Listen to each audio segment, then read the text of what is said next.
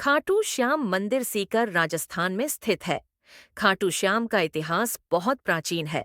आज से लगभग 1000 वर्ष पूर्व में इस मंदिर का निर्माण हुआ था। सीकर जिला मुख्यालय से 43 किलोमीटर दूर खाटू नमक गांव में बाबा खाटू श्याम का प्राचीन मंदिर है। इस मंदिर में भगवान श्री कृष्ण और बर्बरी की पूजा होती है। खाटू श्याम में बर्बरी का सर है, जिसे बर्बरीक ने भगवान श्री कृष्ण के कहने पर दान कर दिया था। कल युग में खाटू श्याम को श्री कृष्ण का अवतार माना जाता है। खाटू श्याम को हारे का सहारा कहा जाता है। एल खाटू श्याम का इतिहास महाभारत काल से है। ये पांडुपुत्र भीम के पुत्र थे, जिससे खुश होकर भगवान श्री कृष्ण ने इनको कल युग में अपने नाम से पूजनीय होने का आशीर्वाद दिया था। खाटू श्याम जी का नाम बचपन में बर्बरी था। घर परिवार, माता पिता और मित्र सभी इनको बर्बरीक नाम से ही जानते थे। भगवान श्री कृष्ण ने इनको अपने घुंघरालू बालों की वजह से श्याम नाम दिया था। खाटू श्याम जी को श्याम बाबा, दीनों का नाथ, कलयुग का अवतार, शीश का दानी, खाटू वाला श्याम, हरे का सहारा, लखदातार, नील घोड़े का असवार, खाटू नरेश आदि नाम से भी जाना जाता है। खाटू श्याम को मोरबी नंदन भी कहा जाता है। खाटू श्याम जी की कहानी की शुरुआत मध्यकालीन महाभारत से शुरू होती है। बलवान भीम के पुत्र का नाम था घटोत्कच। एल घटोत्कच का विवाह मोरबी से हुआ था। एल मोरवी और घटोत्कच ने एक पुत्र को जन्म दिया, जिसका नाम था बर्बरीक। बचपन से ही बर्बरीक ने अपनी माता मोरबी और भगवान श्री कृष्णा से युद्ध कला सीखी। एल बर्बरीक ने भगवान शिवा की तपस्या की, जिससे प्रश्न होकर शिवजी ने उन्हें 3 बाण दिए। ये 3 बाण उनको तीनों लोकों में विजय दिलवा सकते थे। लयह वरदान पाकर बर्बरीक बहुत खुश हुए। बर्बरीक अपनी वीरता और शक्तियों के लिए जाने जाते हैं। महाभारत काल में जब कौरव और पांडवों के बीच युद्ध शुरू होने वाला था, तब बर्बरीक अपनी माता के पास गए और युद्ध देखने की स्वीकृति मांगी।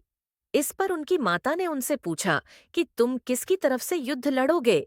इस पर बर्बरीक ने जवाब दिया, जो हारेगा मैं उसकी तरफ से युद्ध लड़ूंगा। माता से आज्ञा मिलने के बाद बर्बरीक महाभारत का युद्ध देखने के लिए निकल पड़े। भगवान श्री कृष्ण यह सब देख रहे थे। श्री कृष्ण यह जानते थे कि यदि बर्बरीक को नहीं रोका गया तो युद्ध का परिणाम पलट जाएगा। रास्ते में जाते हुए बर्बरीक को श्री कृष्ण ब्राह्मण का रूप धारण करके रोक कर पूछा है, बालक, तुम अकेले ये 3 बाण लेकर कहाँ जा रहे हो?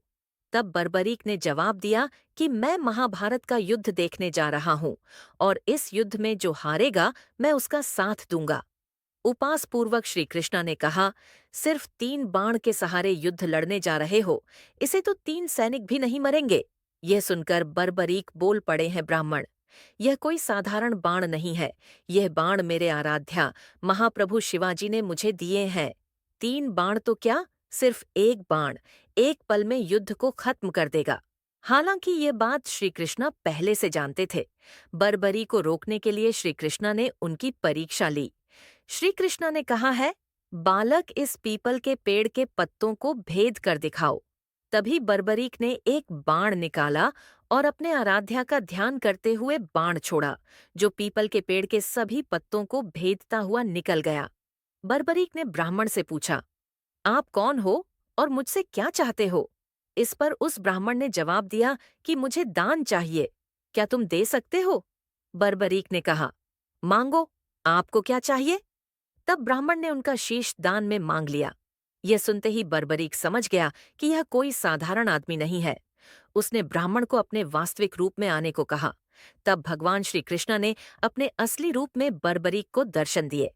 अपने गुरु को सामने पाकर बर्बरीक धन्य हो गया। तब बर्बरीक ने रात भर भजन किया और दूसरे दिन फाल्गुन शुक्ला द्वादशी को स्नान करके अपने हाथों से बर्बरीक ने बिना देर किए अपना शीश काटकर भगवान के चरणों में रख दिया। भगवान श्री कृष्ण शीश को एक ऊंचे स्थान पर रखा ताकि बर्बरीक महाभारत का युद्ध देख सके। बर्बरीक की दानवीरता से खुश होकर श्री कृष्ण ने उन्हें अपना नाम श्याम उपहार स्वरूप भेंट किया। साथ ही आशीर्वाद भी दिया कि आने वाले युग में तुम मेरे नाम से पूजे जाओगे। जब भी कोई हारा और टूटा हुआ व्यक्ति तुम्हारे पास आएगा, तुम्हारी पूजा से उसके सब काम पूर्ण होंगे। आज विश्वविख्यात खाटू श्याम मंदिर इस स्थान पर बना हुआ है, जहां पर उनका काटा हुआ सिर रखा गया था। तो यह खाटू श्याम जी की बेहद अद्भुत कहानी खाटू श्याम का महत्व कलयुग के साथ साथ बढ़ेगा, क्योंकि भगवान श्री कृष्ण इनको आशीर्वाद दिया था कि जैसे जैसे कलयुग बढ़ेगा तुम्हारा यश और लोगों की आस्था बढ़ेगी। आज बाबा खाटू श्याम हरे का सहारा बनकर भक्तों के काम कर रहे हैं और उनके दुख दर्द का हरण कर रहे हैं। खाटू श्याम का महत्व इसलिए भी बढ़ जाता है कि इन्हें कलयुग का भगवान माना जाता है। आस्थावान लोगों के हर काम होते हैं और ऐसा कहा जाता है कि जो व्यक्ति अपने जीवन में अपने दुखों से घिरा हुआ है, अपने जीवन में हार मान चुका है, उसे एक बार अवश्य खाटू श्याम जी की शरण में जाना चाहिए। तो दोस्तों, उम्मीद करते हैं बाबा खाटू श्याम का इतिहास और खाटू श्याम जी की कहानी आपको बहुत पसंद आई होगी। कमेंट बॉक्स में खाटू श्याम धनी की जय लिखकर कमेंट जरूर करें। धन्यवाद दोस्तों।